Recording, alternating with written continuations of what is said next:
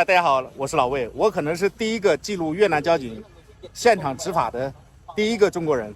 我们出去吃饭，这个开车啊，汽车车灯忘了开了，因为晚上平阳这边很亮，就没有开灯，然后被交警查了。这边天天都有查车的。我们在等交警处理。后面的。我特意让壮壮呢给交警请示了一下，我说他们在执法的过程中，我能不能拍摄？那交警说呢，这有一条线，就是我在线外可以拍摄，在线内呢会影响到他们办公。整个视频的拍摄呢，都是在这个红线以外在红线以外进行拍摄的，也是获准他们允许的。是我大姐，带着我就去吃饭，吃完饭回新城，这里是这个执法处理现场，没有开大灯被交警拦了。这是晚上没有开灯，是肯定要是处罚的。我们不知道是怎么处罚，看一下这个越南交警是怎么执法的。今天我也获准了，交警允许我进行拍摄，所以有一个比较短的记录。拿我开票是吧？开单是吧？开单，后来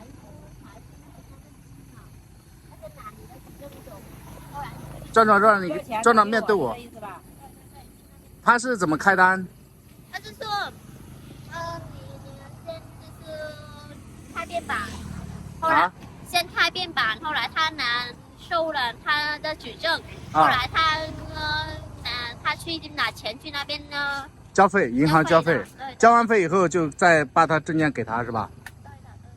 大概这样一个过程，就是先开一个罚单，然后驾驶证压在这里，然后去银行缴费，缴完费回来以后呢，再把驾照给他，凭着缴费的回执，把这个驾驶证再给他。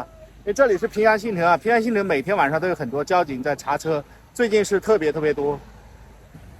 前面就是平阳新城教堂附近，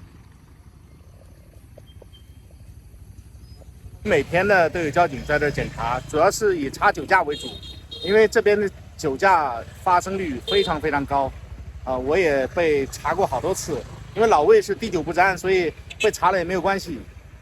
现在他们在开罚单，我也不知道要罚多少钱，我们等一下看一看是罚款多少钱。大概多少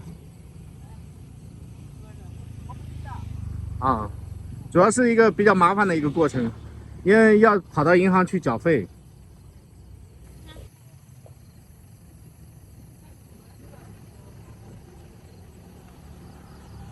前面很亮的地方就是平阳新城了。我们差不多7点钟左右，从这边走过。7点钟这边灯很亮，这个大姐就忘了开灯了。没有开灯嘛，就是违章了嘛。还好我们不是酒驾，如果是酒驾，情况就非常严重所以我在这里劝大家，在越南开车呢，千万不要喝酒千万不要酒驾我也在越南呢走过很多地方，亲眼见到过很多交通事故的发生。当然这其中肯定有酒驾，也有不遵守这个交通规则。在越南呢，骑摩托车也要非常小心，因为逆行的非常多。老魏亲眼看到很多逆行的发生车祸，甚至老魏亲眼见证车祸的发生就在眼前，两个车撞得很惨的，非常惨烈，人就是爬不起来，非常惨。因为那种惨状呢，老魏就不忍心把这个拍下来。老魏在以前的视频里也拍过这样的交通事故，但是惨状我是没有拍下来，因为我也不想用这种惨状来博取流量但是我是觉得这种事故的发生率真的很高。而且老魏在越南呢，每天都能看到就是逆行的人骑摩托车逆行，速度非常快非常害怕，让人提心吊胆，这种事儿非常多。那如果您来到越南呢，一定要千万小心驾车小心注意安全，千万不要发生交通事故。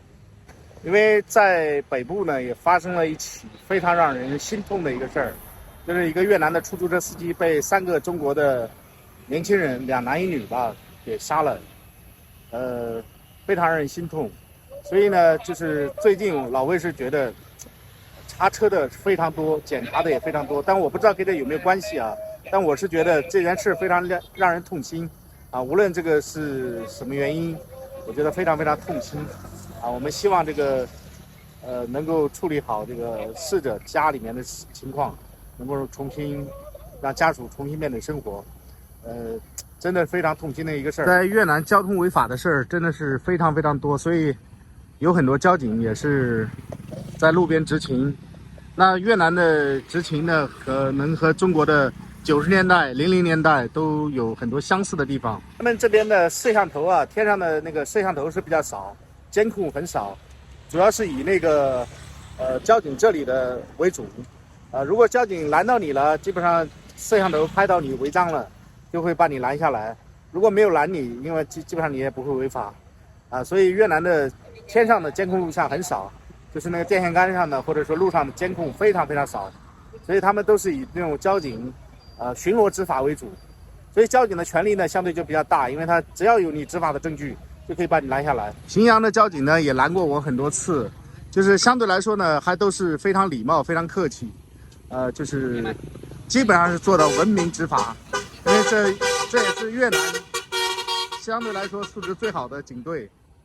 我走过越南很多地方，就是说越南交通执法最好的地方是岘港，就是岘港的交警啊，就是跟中国的济南交警有的一比，说是这个不知道真的假的，应该能不能比得上济南的交警我不知道，但是我在岘港的朋友都跟我说，岘港的交通警察是非常文明的，非常守规矩的。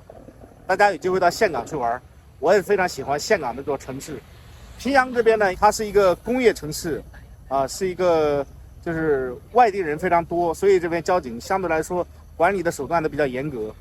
有很多这个越南的外地人来平阳务工，也有很多外国人在平阳开厂。那不管是外国人还是外地人，他都会对平阳的交通造成一定的压力。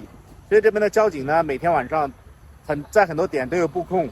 查的也非常严，查酒驾、查证件，这非常非常多，他们工作也非常辛苦。在视频的结束呢，也向他们致敬啊！